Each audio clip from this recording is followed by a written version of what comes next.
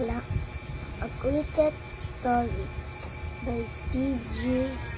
Wodehouse. My family is a great anxiety to me. There is my brother, Bob. For instance, he's much better now, for I have worked very hard on him. And even Father, when my eye is not on him, there was that business of the right of way. For example, I had been away for a visit to Aunt Flora. The motor was waiting for me at the station. I sat in front because I wanted to talk to Philip. The chauffeur, he always tell me what has been happening. Philip said, rare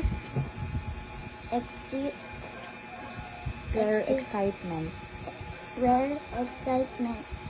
In the village, miss, about that their right of way. Then he told me the story. Beyond the wood, at the end of our lake, is a field.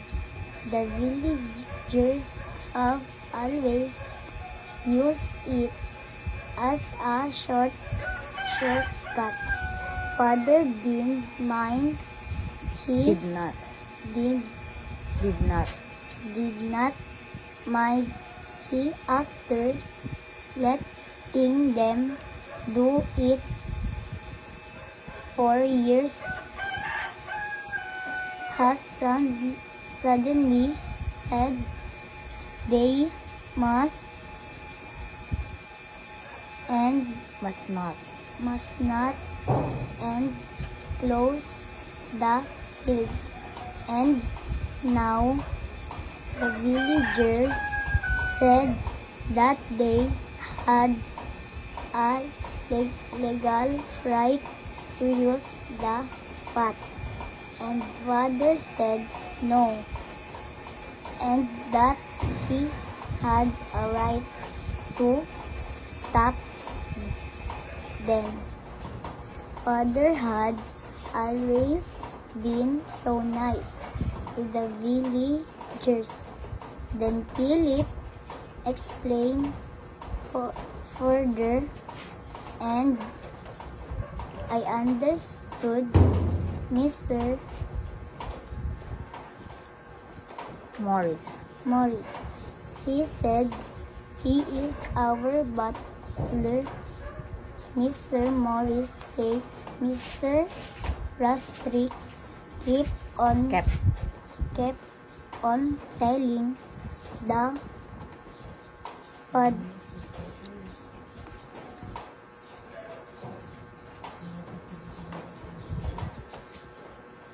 then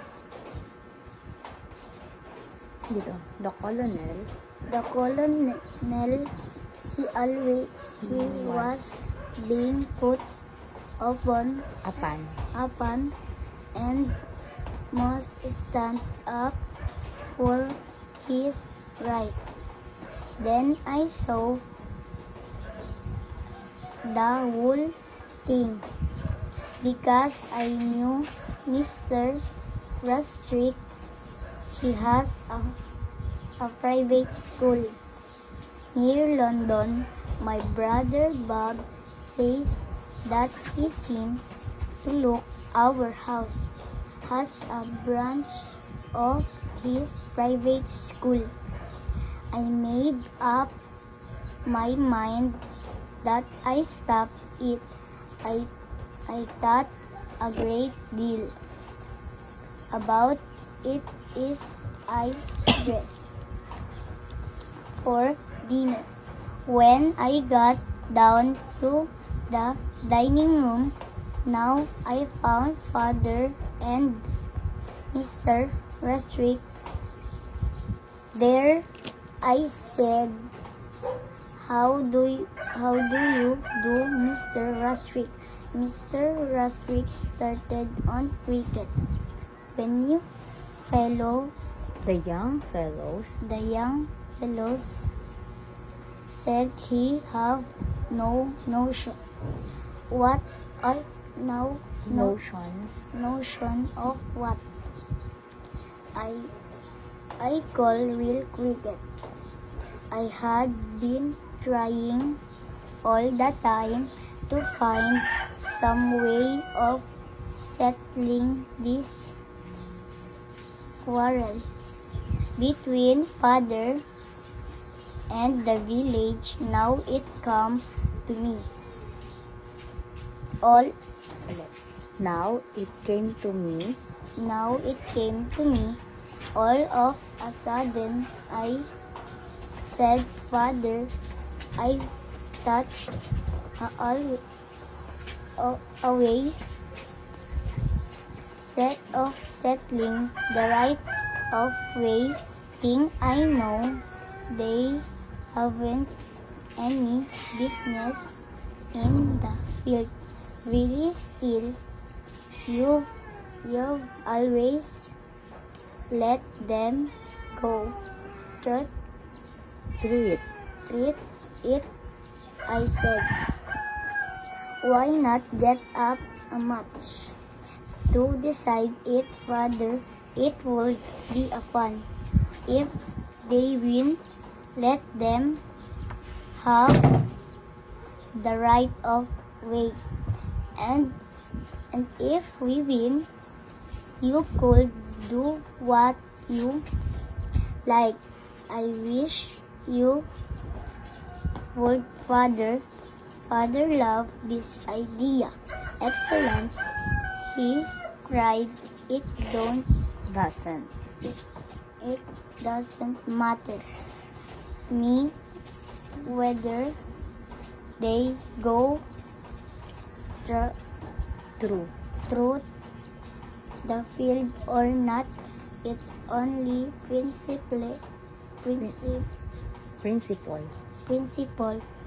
the of the thing. I'll arrange it tonight. Now let me see, he said, about our team. So, this time, ang gagawin mo naman is rumbled word or jumbled word. So, meron akong hinandang activity sa'yo dito, which is yung jumbled word na to ay buuin mo. So, for example, dito sa number 1 natin is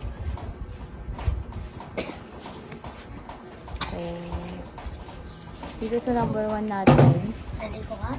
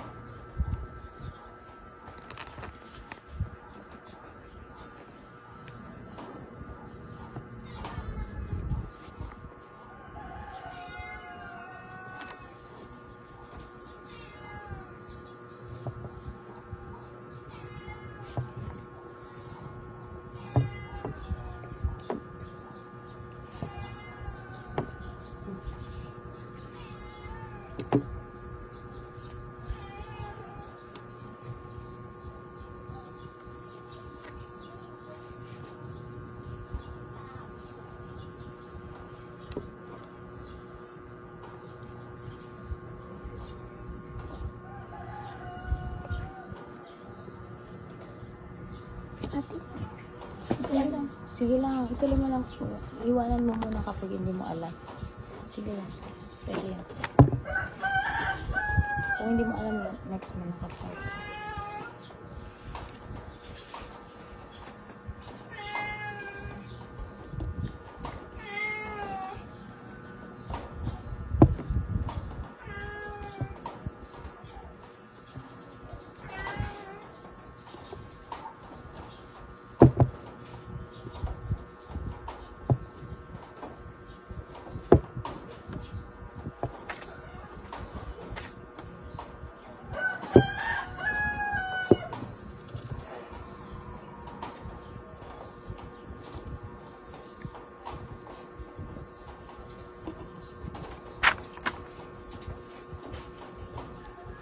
Naku, hindi ko to alam. Sige lang. Kaya mo yan.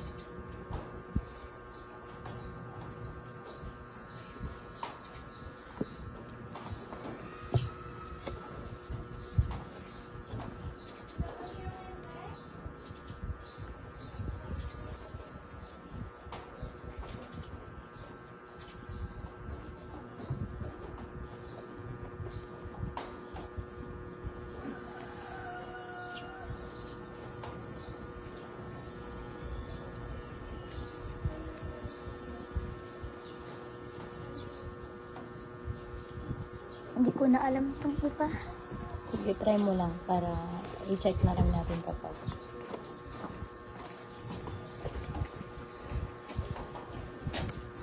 Ang kanina hindi ko na alam yung iba. Sagutan mo lang kailangan. Sige, sagutan mo lang kung ano yung alam mo. Kung ano yung jumbled word naman, Kitty yan. Kung ano yung mabuo mo na lang na word. Ikaw bahala.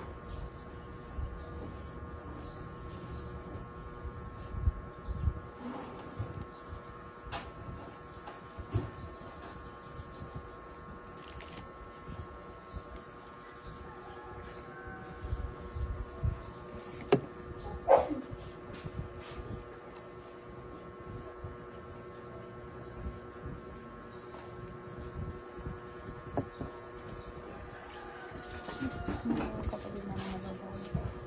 Tama ba? Kamukha ko ba yun? Kaya natuto, di ko na alam yung iba.